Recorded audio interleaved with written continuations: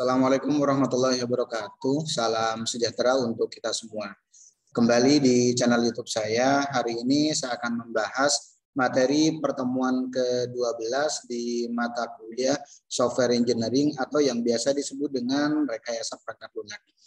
Untuk materi pertemuan ke-12 di sini saya akan membahas tentang pengujian perangkat lunak. Jadi software ataupun aplikasi yang sudah dibuat oleh developer, yang sudah dibuat oleh programmer tentunya harus diuji. Ada dua jenis pengujian secara umum yang nantinya bisa kita gunakan. Yang pertama kita bisa menggunakan pengujian dengan menggunakan white box testing. Yang kedua kita bisa menggunakan pengujian dengan menggunakan black box testing. Ada beberapa pokok pembahasan yang nantinya akan saya bahas di materi pertemuan ini, mulai dari dasar-dasar pengujian yang nantinya akan saya bahas, mulai dari tujuan dari pengujian, yang kedua testability, berikutnya ada pembahasan tentang karakteristik pengujian, selanjutnya saya akan bahas tentang pengujian white box. Ada beberapa tahapan di pengujian white box yang nantinya bisa kita lakukan. Yang pertama tentunya kita harus pahami pengujian jalur dasarnya. Yang kedua ada istilah tentang jalur independen. Berikutnya ada cyclomatic complexity atau kompleksitas cyclomatic. Selanjutnya menghasilkan test case yang baik itu seperti apa. Selanjutnya yang ketiga kita fokus ke pengujian black box. Untuk pengujian black box itu sendiri mulai dari metode pengujian berbasis grafik yang nantinya akan dibahas. Yang kedua partisi kesetaraan. Yang ketiga analisis nilai batas. Terakhir, materi yang nanti akan saya akan bahas tentang pengujian larik ortogonal. Ini kurang lebih materi pembahasan yang akan dibahas di materi pertemuan ke-12 ini. Oke, mulai yang pertama saya akan bahas tentang dasar-dasar pengujian perangkat lunak atau dasar-dasar pengujian software atau aplikasi. Pengujian perangkat lunak pada prinsipnya merupakan proses menjalankan dan mengevaluasi sebuah perangkat lunak secara manual maupun otomatis untuk menguji apakah perangkat lunak sudah memenuhi persyaratan atau belum, atau untuk menentukan perbedaan antara hasil yang diharapkan dengan hasil yang sebenarnya. Ini kalau berbicara tentang konsep dari pengujian itu sendiri. Pengujian itu sendiri pada prinsipnya yang dicari adalah mencari kesalahan. Mencari kesalahan yang ada di aplikasi itu sendiri. Kira-kira ada error atau enggak, baik itu nanti dari segi pengisian ataupun dari hasil ataupun yang lain-lainnya. Pengujian yang baik adalah pengujian yang memiliki kemungkinan besar dalam menemukan kesalahan. Kesalahan sebanyak mungkin dengan usaha sekecil mungkin. Yang nantinya akan melakukan pengujian biasanya disebut dengan software tester. Ini salah satu profesi yang nantinya bisa digelutin oleh mahasiswa ataupun oleh para pencari kerja yang nantinya bisa menggeluti di bidang software tester itu sendiri yang memang fokusnya dia akan melakukan pengujian di perangkat lunak yang sudah dibuat oleh programmer. Oke, selanjutnya tujuan dari pengujian. Tujuan dari pengujian adalah yang pertama menilai apakah perangkat lunak yang dikembangkan telah memenuhi kebutuhan pemakai. Yang kedua, menilai apakah tahap pengembangan perangkat lunak telah sesuai dengan metodologi yang digunakan, sesuai atau enggak dengan metodologi yang digunakan. Seperti yang sudah dibahas di materi pertemuan kedua. Selanjutnya yang ketiga, membuat dokumentasi hasil dari pengujian. Ini yang harus dilakukan oleh software tester. Harus membuat yang namanya dokumentasi pengujian yang menginformasikan kesesuaian perangkat lunak yang diuji dengan spesifikasi yang telah ditentukan. Tentunya kan di sebelumnya pasti ada yang namanya spesifikasi yang sudah ditentukan. Selanjutnya output yang dihasilkan apakah sudah sesuai atau enggak. Ini tujuan dari pengujian itu sendiri. Berikutnya ada istilah testability. Testability di sini merupakan kemampuan perangkat lunak untuk dapat diuji. Artinya seberapa mudah sebuah program komputer untuk bisa diuji. Karakteristik testability perangkat lunak yang pertama, kemampuan untuk bisa dioperasikan atau yang biasa disebut dengan operability. Yang kedua, kemampuan untuk diobservasi, observability. Selanjutnya kemampuan untuk dapat dikontrol atau controllability. Selanjutnya kemampuan untuk dapat disusun atau dekomposisi. Selanjutnya ada kesederhanaan. Ketiga, stabilitas. Ketujuh, kemampuan untuk dapat dipahami. Ini kurang lebih karakteristik yang harus ada di perangkat lunak itu sendiri atau yang harus ada di aplikasi ataupun di software. Selanjutnya, karakteristik pengujian. Pengujian yang baik memiliki probabilitas tinggi untuk menemukan kesalahan. Jadi pengujian yang baik dia punya nilai probabilitas kemungkinan yang tinggi untuk menemukan kesalahan. Pengujian yang baik tidak berulang-ulang. Waktu dan sumber daya pengujian terbatas karena waktu yang diberikan memang cukup terbatas gitu. Pengujian terbaik harus menjadi bibit terbaik, yaitu pengujian yang memiliki kemungkinan tertinggi dalam mengungkap seluruh kelas kesalahan yang ada. Ini karakteristik pengujian yang harus dipahami oleh software tester.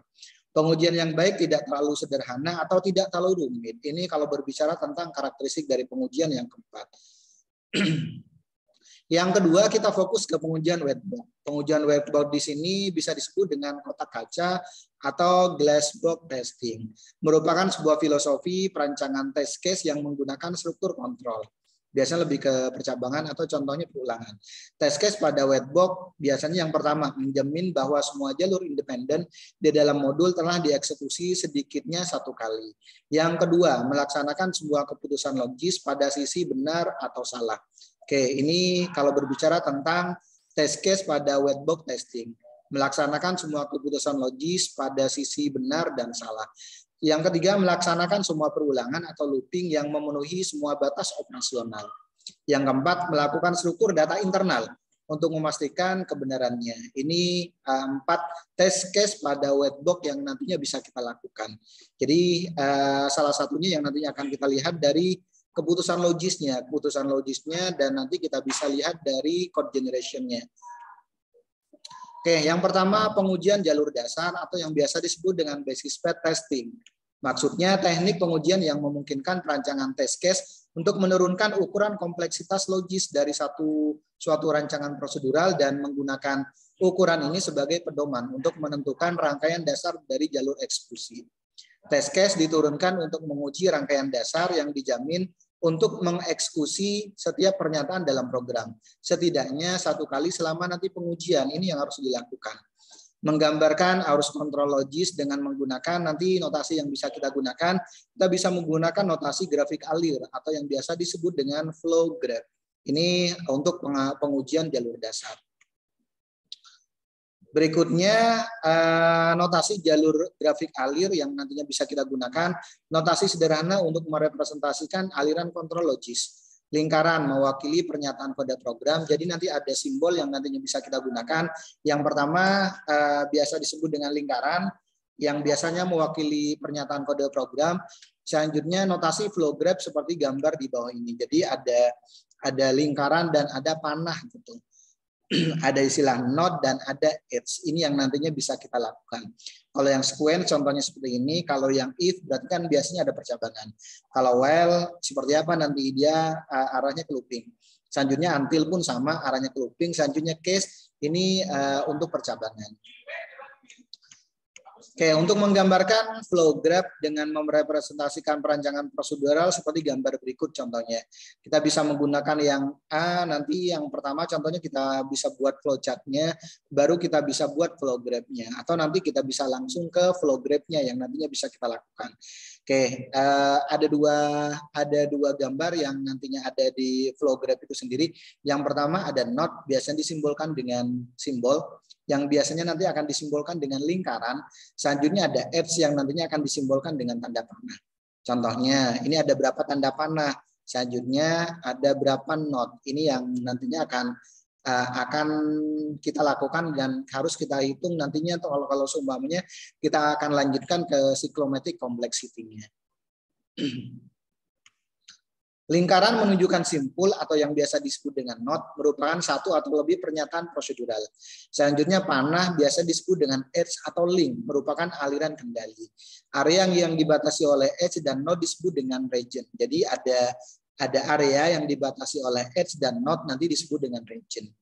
Flow graph menjadi rumit ketika adanya kondisi gabungan pada satu atau operator boolean ada dalam pernyataan bersyarat. Not yang berisi kondisi disebut not predikat dan ditandai oleh dua atau lebih edge yang berasal dari not tersebut. Ini prinsip dari notasi flow graph itu sendiri. Selanjutnya kita bahas tentang logika gabungan. Logika gabungan biasanya kita menggunakan if. Selanjutnya if A or B, contohnya ini yang nantinya disebut dengan logika gabungan. Dan prosedur X, else, prosedur Y, contohnya and if. Oke, ini konsep dari logika gabungan. Berikutnya yang ke B, ada istilah jalur independen. Maksudnya setiap jalur yang melalui program yang memperkenalkannya setidaknya satu kumpulan pernyataan, pemrosesan atau kondisi baru. Oke, jalur independen gambar di samping contohnya kalau dilihat dari notnya di sini ada 9, 1, 2, 3, 4, 5, 6, 7, 8, 9. Selanjutnya edge-nya ada 1, 2, 3, 4, 5, 6, 7, 8, 9, 10, 11 ya. Oke, dari start sampai N bisa contohnya dari 1 sampai ke 11. Ini berarti kan N. Pad kedua ini jalur independennya, contohnya dari 1, 2, 3, 4, 5, bisa contohnya ke 10, selanjutnya ke 1 lagi dan ke 11. Pad ketiga 1, 2, 3, 6, 8, 9, 10, ke 1 baru ke 11 contohnya. Pad keempat contohnya jalur keempat 1, 2, 3, 1, 2, 3, 6, 7, 9, 10, 1, 11 contohnya.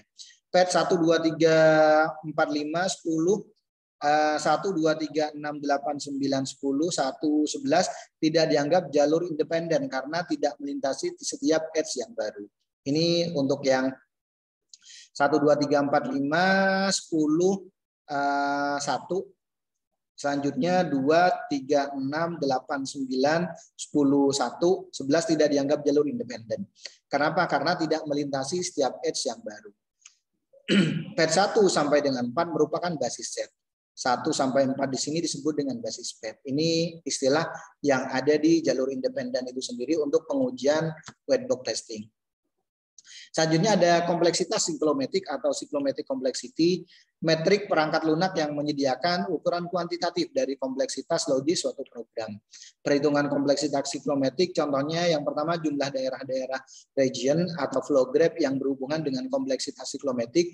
Kompleksitas siklometrik atau yang biasa disebutkan dengan V buka kurung G sama dengan E di sini H dikurangi N di sini not plus 2, di mana E di sini jumlah H dan N adalah jumlah notnya. Jumlah H-nya berapa? H-nya di sini tanda panasnya, selanjutnya N-nya, notnya, lingkarannya ada berapa? Nanti plus 2. Kompleksitas siklometrik sama dengan P tambah 1, di mana P adalah jumlah not predikat. Bisa kita menggunakan cara yang kedua. Oke, dari kasus independent pad di sini, jumlah region adalah 4. Jumlah regionnya ada 4, tadi jalurnya kan ada 4. V buka kurung G sama dengan 11 untuk edge-nya. Jadi panahnya ada 11, notnya ada 9 plus 2 sama dengan 4. 11 dikurangi 2, 11 dikurangi 9, 2 plus 2 sama dengan 4.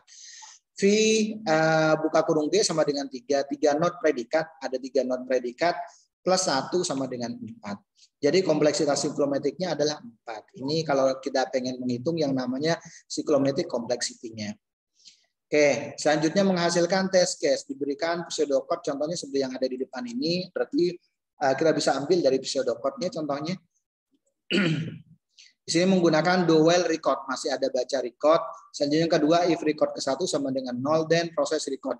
Simpan di buffer, naikkan counter. Selanjutnya else if record kedua sama dengan 0, then reset counter. Else proses record, simpan pada file. Selanjutnya and if, ditutup juga karena if-nya ada 2, and do, and contohnya. Di sini kan kita menggunakan do while. Oke, langkah-langkah untuk menurunkan basis set, buat flow graph-nya. Yang kedua, menentukan independent pad-nya. Yang ketiga, menentukan kompleksitas siklometrik. Oke, contoh testing yang bisa kita lakukan, contohnya nanti untuk kasusnya, contohnya disesuaikan dengan kasus yang dibahas dan bersifat tidak mengikat. Contohnya saya ambil dari code generation-nya, contohnya, ini kurang lebih untuk code generation-nya. Selanjutnya, flow graph-nya, contohnya flow graph testing untuk testing sebelumnya untuk deteksi diabetes, contohnya di sini ada percabangan. Karena tadi kan ada if nih, berarti kan ada percabangan. Selanjutnya kita hitung cyclometric complexity-nya. Ini jumlah notnya ada 6, 1, 2, 3, 4, 5, 6. Edge-nya ada 1, 2, 3, 4, 5, 6. Ada 6 juga. Jadi perhitungannya adalah 6 minus 6 ditambah 2, berarti ada 2 jalur. Oke, selanjutnya jalurnya nanti tinggal kita hitung 1, 2 dari start sampai N, gampangnya kayak gitu.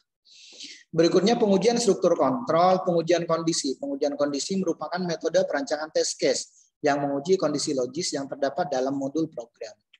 Kondisi sederhana adalah variabel boolean atau ekspresi relasional. Kemungkinan didahului oleh satu operator not. Selanjutnya, jenis kesalahan dalam kondisi meliputi kesalahan operator boolean, kesalahan variabel boolean, kesalahan kurang boolean, kesalahan kurung boolean, kesalahan operator relasional, dan kesalahan ekspresi aritmatika. Ini untuk pengujian kondisi biasanya yang kadang-kadang ada salah contohnya. Pengujian perulangan adalah teknik pengujian white box yang fokus pada validitas konstruksi perulangan. Perulangan sederhana pengujian dilakukan dengan mudah, di mana n jumlah maksimum yang diizinkan melewati perulangan. Melewati yang pertama melewati perulangan secara keseluruhan, yang kedua hanya satu kali melalui perulangan, yang ketiga 2 kali melalui perulangan, yang keempat melalui perulangan sebanyak m, di mana m lebih kecil dari n. N-1, n plus 1 melalui perulangan. Oke, selanjutnya contoh perulangan sederhana. Berikut diberikan pseudocode tentang perulangan sederhana dan carilah hasilnya. X di sini menggunakan tipe data integer, X sama dengan 1 while X lebih kecil dari 5 do print X sama dengan X plus 1 n while. Oke, jadi contoh perulangan sederhananya, contohnya kita bisa menggunakan seperti yang ada di depan ini, yang nantinya bisa kita lakukan contohnya kalau kita akan membuat yang namanya contoh perulangan sederhana. Bagaimana contohnya kalau kita membuat perulangan bersarang, menggunakan pendekatan perulangan sederhana sehingga jumlah pengujian akan meningkat. Untuk pengujiannya mulai dari perulangan terdalam dan atur semua perulangan ke nilai minimum. Ini yang nantinya bisa kita lakukan. Oke, selanjutnya yang kedua, kita bisa, yang kedua contohnya, lakukan pengujian perulangan sederhana untuk perulangan terdalam sambil menjaga perulangan luar pada nilai minimum. Contohnya misalnya komputer perulangannya. Selanjutnya lanjutkan pada perulangan keluar dan lakukan pengujian pada perulangan berikutnya. Ini contohnya kalau perulangan bersarang. Lakukan sampai semua perulangan teruji. Oke, jadi kalau yang seperti ini contohnya berikut diberikan pseudocode tentang perulangan bersarang dan carilah hasilnya. Berarti perulangannya kita lakukan dari yang kalau konsep seperti ini, kita lakukan perulangan, kita lihat perulangan, lakukan contohnya perulangan yang terdalam, baru nanti ke yang keluar. Ini contohnya yang terdalam. Baru selanjutnya setelah kondisi, baru nanti akan melakukan perulangan yang di luar.